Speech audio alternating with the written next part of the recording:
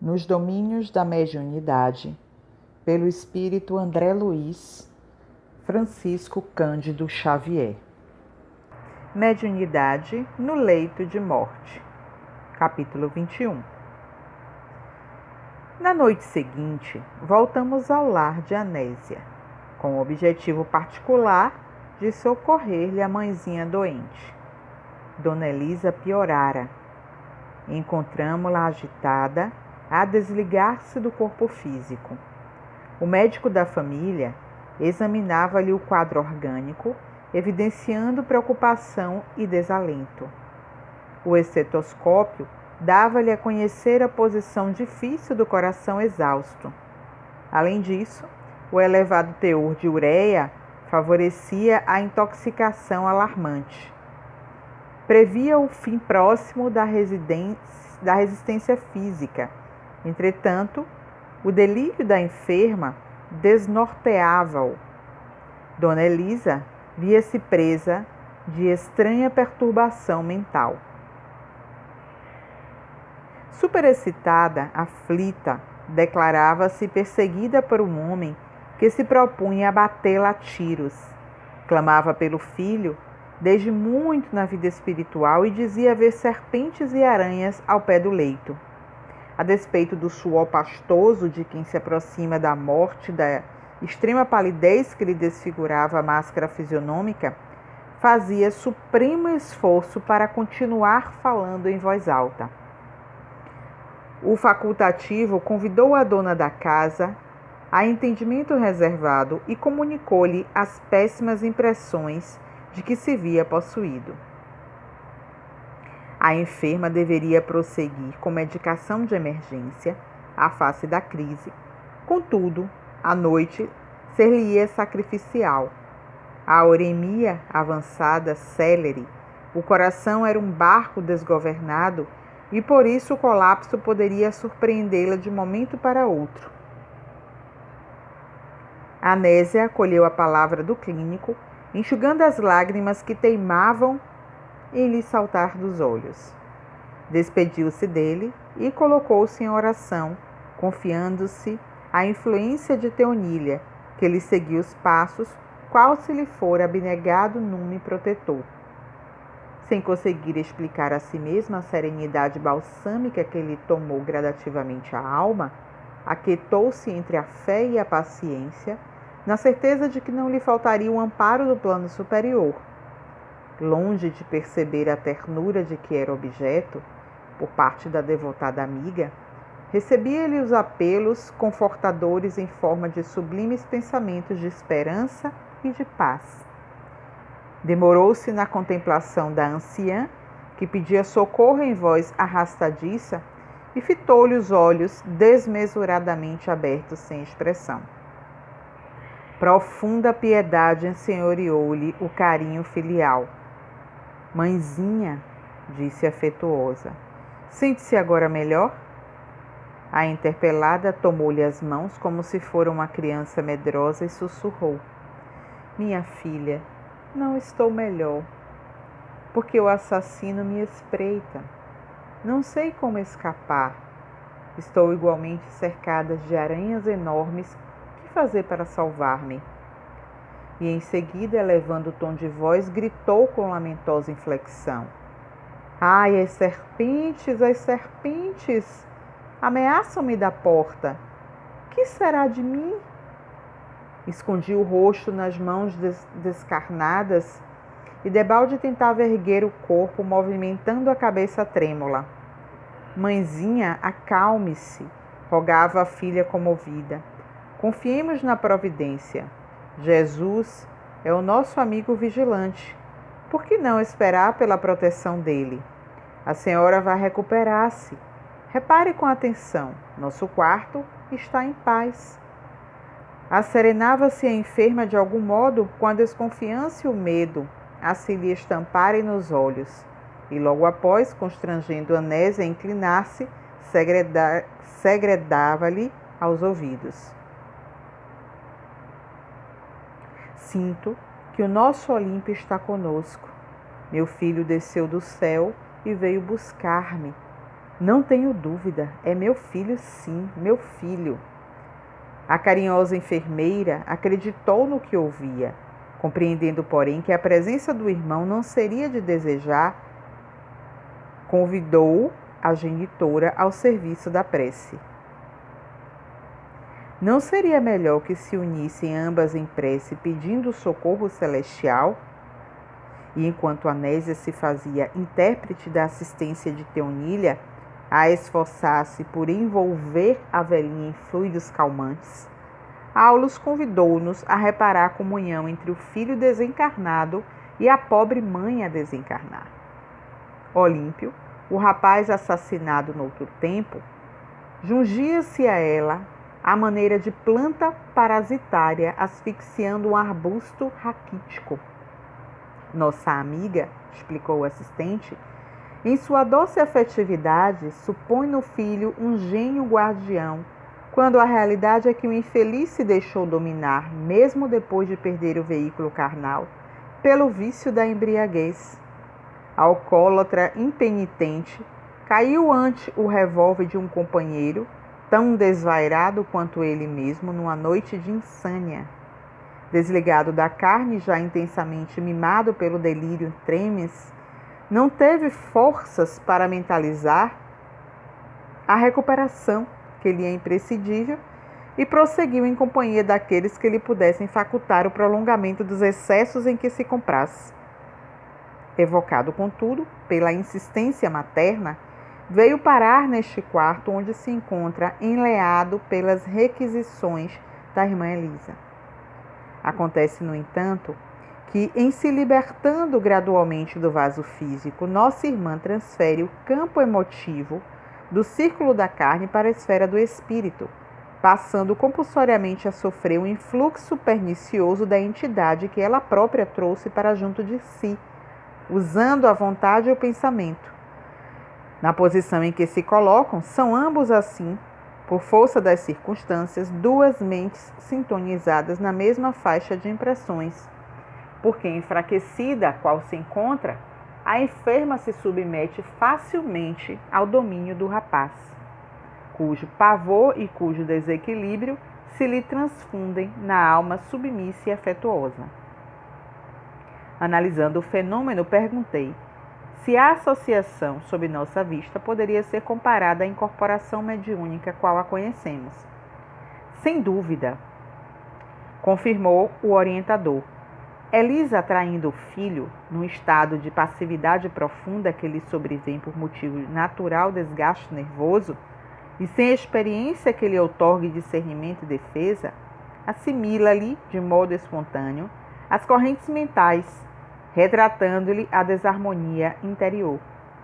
Estando a desencarnar-se devagarinho, reflete-lhe as reminiscências do pretérito e as terríveis visões íntimas que lhe são agora familiares, de vez que à distância das libações costumeiras, o infortunado amigo padece as alucinações comuns às vítimas do alcoolismo crônico. Céus! Exclamou Hilário, compadecido. Como relegar uma velhinha doente à provação dessa ordem? Não significará isso clamorosa injustiça? Concordo em que é lastimável o quadro sob nosso exame, obtemperou o assistente. Entretanto, ninguém trai as leis que nos regem a vida.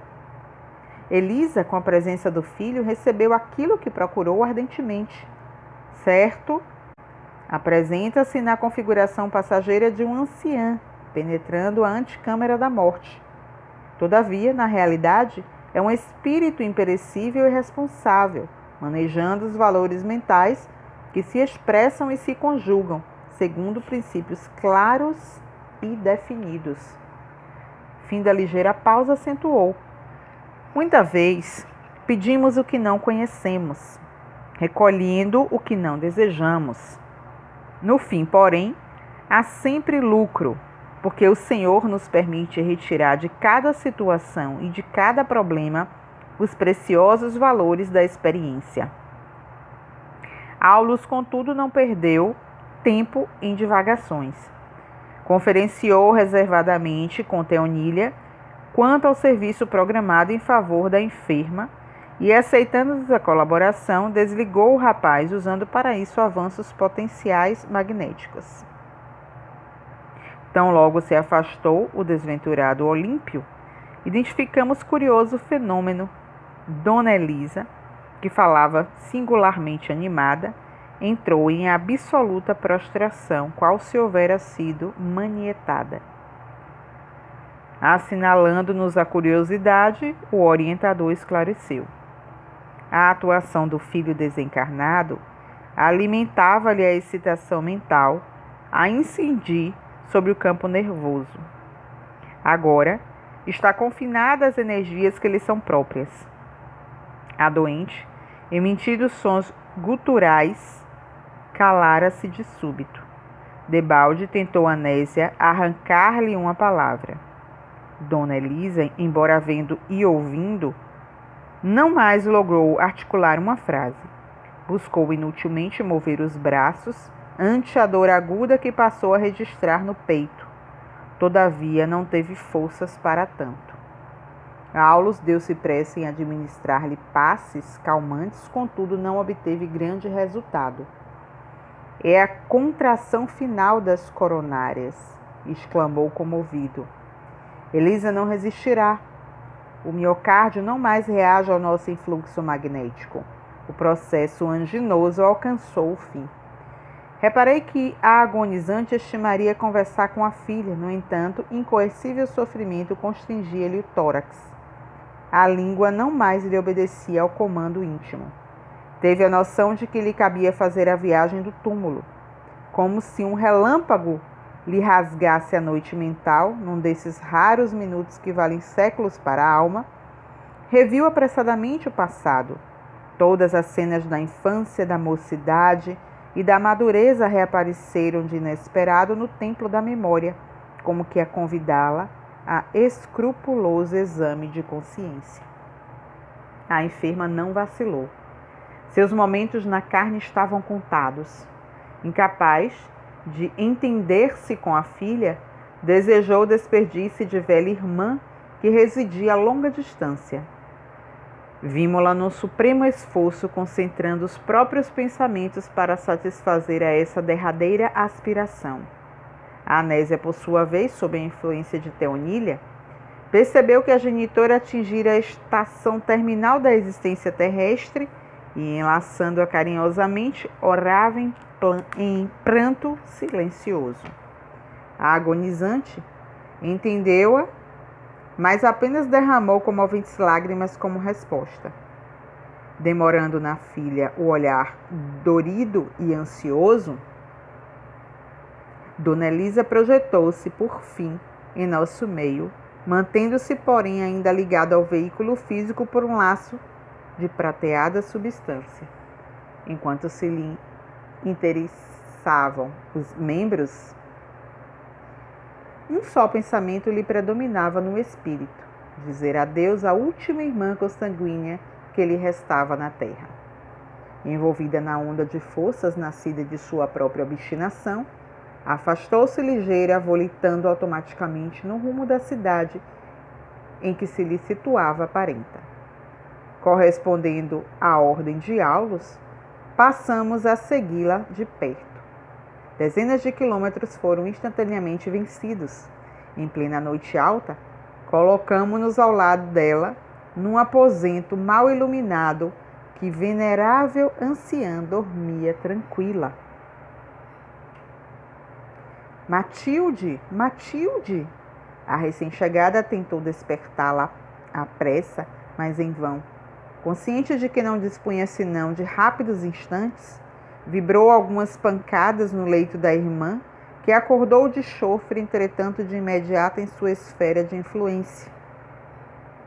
Dona Elisa passou a falar-lhe, atormentada. Dona Matilde, contudo, não lhe escutava as palavras, pelos condutos auditivos do vaso carnal, e sim pelo cérebro, através de ondas mentais, em forma de pensamentos, a lhe remoinharem ao redor da cabeça. Reerguendo-lhe inquieta, falou de si para consigo: Elisa morreu. Indicando-nos as duas irmãs juntas, o assistente explicou: temos aqui um dos tipos habituais de comunicação nas ocorrências da morte. Pela persistência com que se repetem, os cientistas do mundo são constrangidos a examiná-los. Alguns atribuem esses fatos às transmissões de ondas telepáticas, ao passo que outros neles encontram os chamados fenômenos de munição. Isso tudo, porém, reduz-se na doutrina do Espiritismo à verdade simples e pura da comunhão direta entre as almas imortais. Todas as pessoas, desde que o desejem, perguntou meu colega, podem efetuar semelhantes despedidas quando partem da Terra? Sim, Hilário, você diz bem quando afirma desde que o desejem, porque semelhantes comunicações no instante da morte somente se realizam por aqueles que concentram a própria força mental num propósito dessa espécie. Todavia, não dispunhamos de tempo para maiores conversações. Dona Elisa, após liberar-se do anseio que lhe inquietava o campo íntimo, qual se o corpo distante lhe reclamasse a presença, a afeição do que ocorre num caso de desdobramento vulgar, voltou de imediato à casa. Seguindo-a de perto, notamo-la menos aflita, embora fatigada. No aposento familiar, quis reaver o veículo físico, satisfazendo aos velhos hábitos, como se a realidade lhe constituísse tão somente estranho pesadelo. Contudo, abatida e atormentada, flutuou sobre o leito, ligada aos despojos pelo tênue fio a que nos referimos. A recém-desencarnada, de alma opressa, resistia à fome de repouso que lhe castigava o pensamento, indecisa e agoniada, sem saber definir se estava viva dentro da morte ou se estava morta dentro da vida. Outros amigos espirituais penetraram a câmara. Aulus consultou o horário e acrescentou: voltemos, nada mais nos cabe fazer. Hilário fixou o laço prateado entre o corpo e a nossa amiga recém-liberta e indagou: não poderemos colaborar ao desfazimento desse cordão incômodo? Não, explicou o orientador. Esse elo tem a sua função específica no reequilíbrio da alma. Morte e nascimento são operações da vida eterna, que demandam trabalho e paciência. Além disso, há companheiros especializados no serviço da libertação última. A eles compete o toque final. E acompanhando um instrutor, retiramo-nos do lar de Anésia, onde havíamos recolhido preciosas lições.